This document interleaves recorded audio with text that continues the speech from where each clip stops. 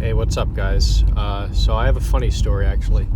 It's hilarious. You're gonna crack up. It's so funny.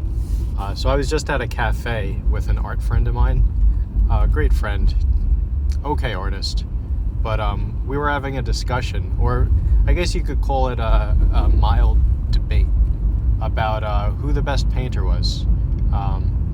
Like throughout all of history, all the painters, which one of them was objectively the best. So this idiot says Michelangelo. And don't get me wrong, like Michelangelo was okay. I know he did like the painting on the ceiling or something. And I know that a Ninja Turtle was named after him. So he was important, don't get me wrong. But the best one of all time is easily Picasso. Why?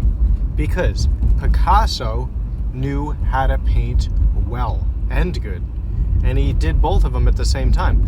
So Picasso, what he would do is he would sit down in front of a blank page. He would get his paint and a brush, and he'd put on his thinking cap. And that's what you need to paint. People think you just need paintbrushes and you just splatter it on there without thinking or anything. No.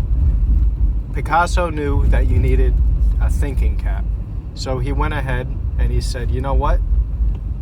This is Picasso I'm talking about. He said, you know what? I'm going to paint good and well. And now Michelangelo was just good. And Michelangelo could never, ever paint like Picasso.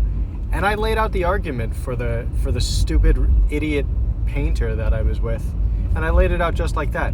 And you know what this moron says? He says, well, I guess we just have different opinions. Really? Really, we just have different opinions. Get the fuck out of here. You get the fuck out of here right now. You piece of shit. You shit-ass artist.